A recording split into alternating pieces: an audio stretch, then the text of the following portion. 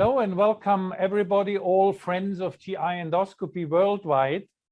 This is the start of a new series on endoscopy on air.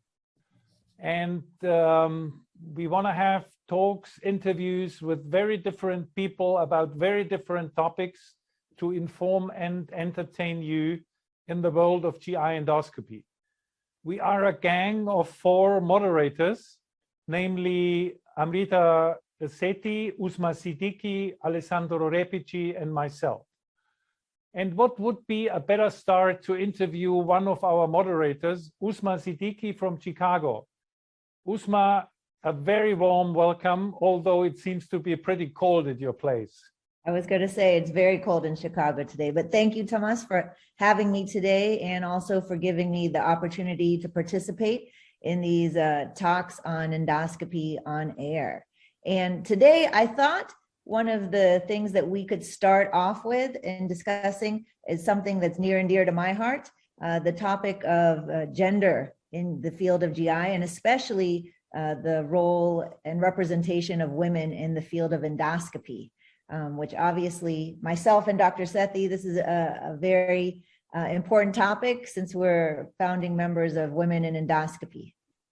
That's a very good idea, Usma. I think I'm very happy to take this up. We also have to say that Women in Endoscopy is co-sponsoring and co-hosting this series. Before we start, I have a little surprise video for you, which has to do with the topic as well. Okay, great. Hi, Usma. It's really great to see you in this position and to know that you are going to do the interviews in this new series. I trust everything is going to be excellent. Knowing you, this is really the job you're going to make. That was a great welcome from Professor Van Hooft, who, you know, is a role model for me as chief of her GI division and also secretary for the ESGE Society. And on the topic of female role models, you know, I thought it would be interesting for us to begin our series discussing the topic of gender in GI, and especially the topic of female representation in the field of endoscopy. And you and I had discussed earlier about having a little talk on papers from 2021 that might be of interest. And I was going to highlight 2 studies that talk about female representation in GI. One was by Dr. Lauren Rabinowitz at Mount Sinai in New York City, and she and colleagues published in GIE last year a survey study of practicing GI doctors, and they showed 2 interesting findings. One, that more women than men reported that they experienced gender bias during their training days, and amongst practicing physicians, 75% of the female respondents felt that the men were treated more favorably by the endoscopy staff. And that's in contrast to what the men felt. They felt that men and women were treated equally. So this study, I think, highlights the different experiences between men and women, both in their training in GI and also in their actual GI practices. And this potentially could lead to job dissatisfaction and why we don't see more women in GI pursuing careers in endoscopy. And then there was another GIE study. This one was out of the Middle East by Dr. Pascali Anglade. She's at Cleveland Clinic in Abu Dhabi. And their series looked at the existing literature on patient preference for specific genders and who performs their endoscopy. And the limited data showed that female patients definitely prefer female endoscopists for their endoscopic procedures. And this preference had clinical impacts because a lot of women would delay seeking care in order to wait for a female physician to perform their procedures if they were not readily available. And this is especially true in the Middle East, where you have a lot of religious and cultural factors which may prevent women from seeking proper health care. And in the Abu Dhabi Center, they said they even created a special team for women, by women, where you have an entire female team of GI nurses, physicians, and anesthesia providers. But obviously, this is something that's not readily available at a lot of centers due to lack of female healthcare providers. But both these studies highlight the same issue. the lack of female representation leads to not only physician dissatisfaction, less females going into the field, but also it impacts patient outcomes. And so by increasing females in the field, you know, I think everybody wins, patients, colleagues, and women in general. It sounds like a vicious circle, especially in that study from Abu Dhabi. Do you have the feeling that the same, you know, a preference of female patients for female doctors, or let's narrow down to endoscopy, why not to endoscopists, is also the case in Western countries like in Chicago or Hamburg or wherever? Well, they cited the existing literature, and most of the studies are actually out of the US and UK. And so they did show a gender preference, not only for females, but men preferred male physicians as well. But again, there's not as many female providers out there. So female patients have to kind of accommodate the system. Okay. But it is a vicious cycle, like you said, you know, and this all goes back to if there aren't that many females in GI, there's less role models, less female leaders to encourage the next generation. So I think these studies and a lot of the work with women in endoscopy, you know, the society that Amrita Sethi started, and I'm one of the founding members as well, and current vice president, and our relationship with Endoscopy on Air, I think all of these things build towards, you know, a better future in GI by encouraging more females to go into the field, by showing them role models and showing more females out there. Okay, Usma, let me interrupt for a second. Herr Röll, bitte ab und zu Sie groß einblenden, sonst wird es langweilig. Ne? I was asking for a change of perspective, that we don't always have the studio. So if you talking, you appear on the full screen, okay, and we go a little bit back and forth. So ach, das machen wir hinterher im Schnitt. Okay. Okay. No, fine. Sorry. He says we can do anything afterwards. So that's ja, fine. aber ich mache es einfach. Ich schalte mal hin und her, mache ich. Okay. Yes, okay, good. So jetzt habe ich den Faden verloren. Moment. Ja. Okay. What's the best remedy? I mean, as far as I can see, there are two proposals. The one comes mainly from the male side, and they say, oh, it takes time, and it's a continuous development, and there are many more students, medical students. So eventually, after years and years, maybe you think 100 years, but it will naturally evolve. And the other theory says we have to have jumps, otherwise it's taking too long, and female endoscopists will be discouraged. So you probably are of the second opinion. Of course I am, and you with Endoscopy on Air, because the more of us that are out there spreading the gospel that more women need to go into GI, the more female trainees are going to hear it, and they're going to act upon it.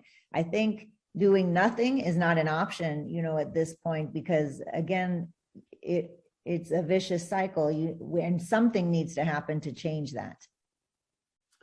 So what? I was going to say also, you know, I know firsthand, just by having a social media post, I think it was last month, saying this year's Endoscopy on Air live course has more than 50% female faculty, and just showing that picture with all the female faculty that were invited around the world, that had an impact. I had trainees who were women come up to me. They noticed I was there. They asked questions about my other female colleagues. It just starts the discussion. And that's half the battle. We just have to acknowledge there's an issue, start talking about it, and then hopefully that will lead to change. That sounds very good. So there are a lot of things in the public awareness we could do if we want, but then that's very easy. But in your opinion, what are the structural problems in some Western countries? I don't know whether we can compare Europe and the States so much, but we can try. What are still the structural hurdles, political, which have to overcome? I mean, I think the same can be said for the US and Europe, in that, especially in the field of GI, you know, there are very few females who are leading their GI section or their endoscopy unit. Janine Van Hooft is an example in Europe of someone leading her GI division. I recently became head of our advanced endoscopy unit here in the US, but it's still not that common. And I think that is a major issue, because if you have a female who is in charge of the section or the unit, then it is a priority for me to hire and mentor other females. And I make it a point in my recruitment practices to try to seek out female applicants, seek out females to hire, and increasing the diversity of my unit in general. And, for men in leadership positions, I don't know if that's as much of a priority, or at least it may not have been in the past. But for women, it's an acute issue that's always at the forefront of our minds. Well, I think if we are not completely stupid, whoever is responsible for a unit, we have a huge shortage of qualified personnel in almost any area, but certainly in medicine and also in endoscopy. And so we would be absolutely stupid to insist on any male networks. And I don't think that's intentional. And the atmosphere might be changing in the future. So perhaps it's a combination of jumps and natural development to get along. Could you tell us? I don't think it's ever intentional. But for women, the pursuit of other female colleagues, that's intentional. But for men not noticing it, maybe not so much. Yeah, but it's hard to avoid nowadays, and I think that is true. In the public appearance and meetings, there are efforts to make sure that women are adequately represented, and at least from my personal perception, this grumbling criticism has become very silent. No, and I think that's also part of the solution. Having male peers such as yourself and Alessandra Rapici, who are organizers for such a big platform like Endoscopy on Air, for you to say, we also support this effort. We are partnering with we are going to showcase female faculty at our international meeting. That has a huge impact, because again, this is an issue for every gender. It's not just specific to women. And if more women go in the field, I think we all win. So thank you for your efforts too.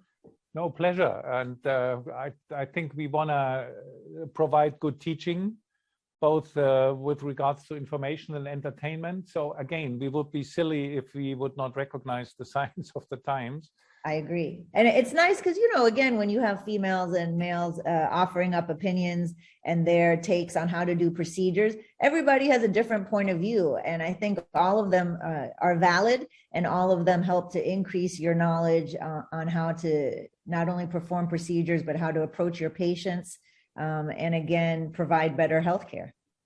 I can only say, so last year we had a very strong female representation at Endo Club, mostly from Europe due to travel restrictions, but my team here in the hospital was thrilled. So they were really pushing me to do the same thing also this year. So this looks very good.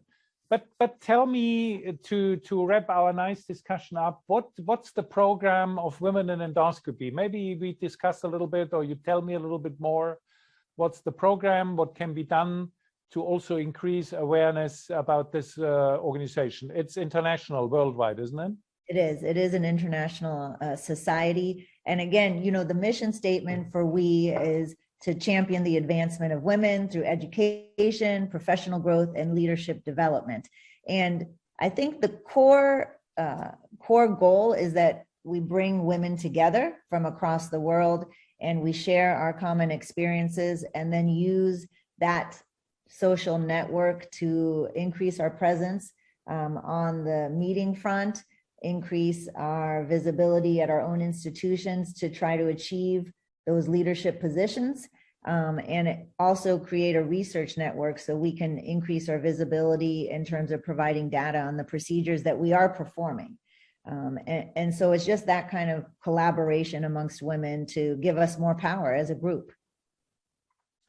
do you also see in your activities regional and national differences? There are male-dominated countries, at least in the past, many Western countries, but there are also other cultures where the medical profession was not confined to women, but there was a large fraction of women in the medical profession. So how are these countries developing?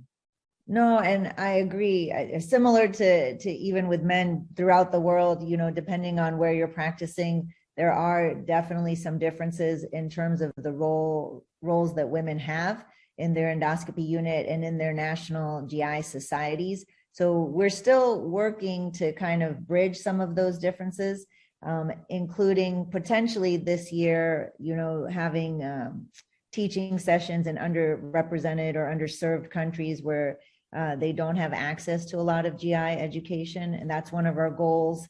Usually in the webinars and conferences we've organized over the last couple of years, you know, we make it a point to have female speakers, especially in potentially, you know, male dominated topics in endoscopy, like third space endoscopy, therapeutic EUS, ERCP. And I think, again, just having more women speaking on these topics and collaborating on their experience has helped in terms of a feeling of collaboration and support.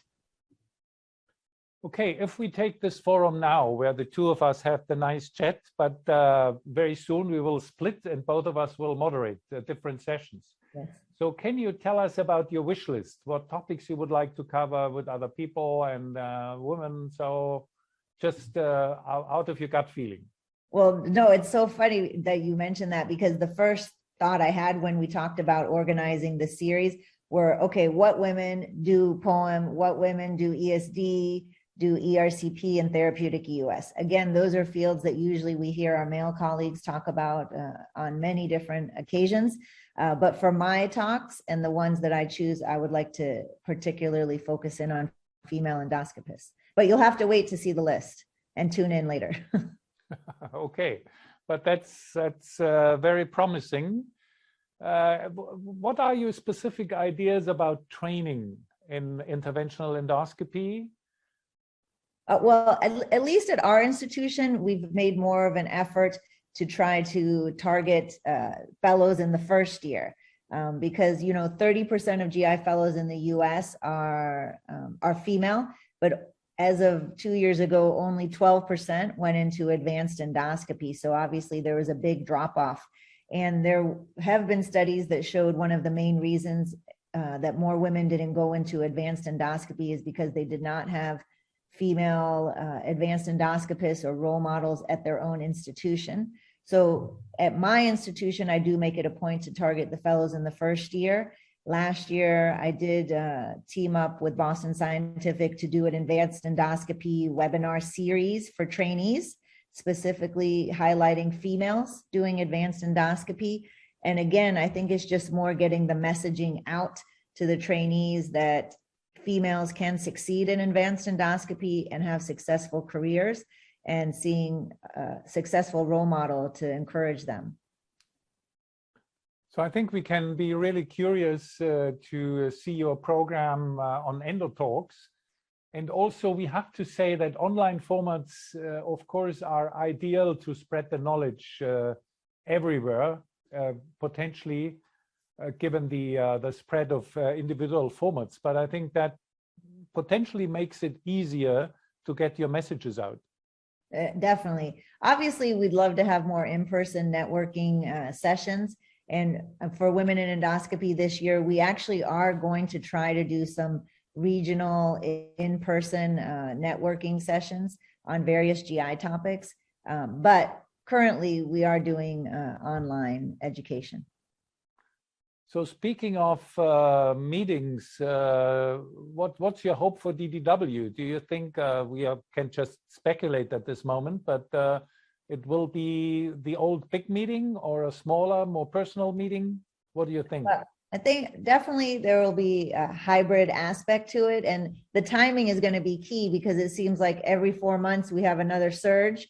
And this current surge just ended in January. So it's going to be around 4 months in May. So either we might be right before the next surge or right after.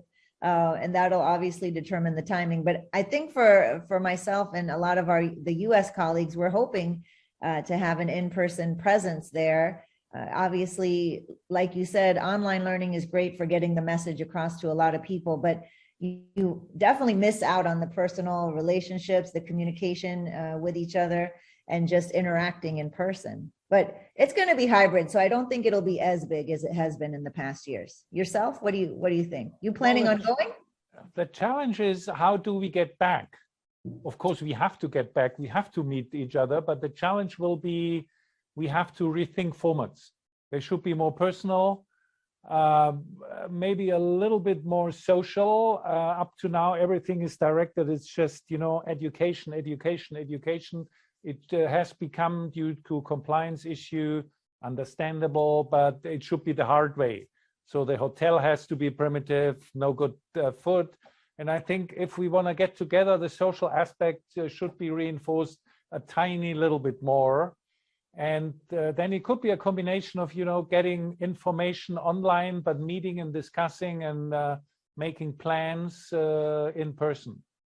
Yeah. And I think, with obviously most of the physicians are all vaccinated and whatever social distancing or masks that are needed. I think if there's just small inconveniences that allow us to meet in person, then I think it's worth it. So hopefully I'll see you in San Diego in May. Well, my plan is to go there, but I think in the meantime, the two of us will record more EndoTalks. So Uzma, I'm very grateful that you were my first guest. You will be soon sitting here in the studio, maybe not in the Hamburg studio, but in a Chicago studio and interviewing people. Thank you very much. We are really looking forward to this cooperation between endoscopy on air and women in endoscopy. Yes, no, thank you for having me. And I'm very excited to be one of the co-hosts for this series. It's going to be a great one. Okay, dear friends of endoscopy, please stay with us. Next week, there's the next session of EndoTalks. Goodbye and thank you.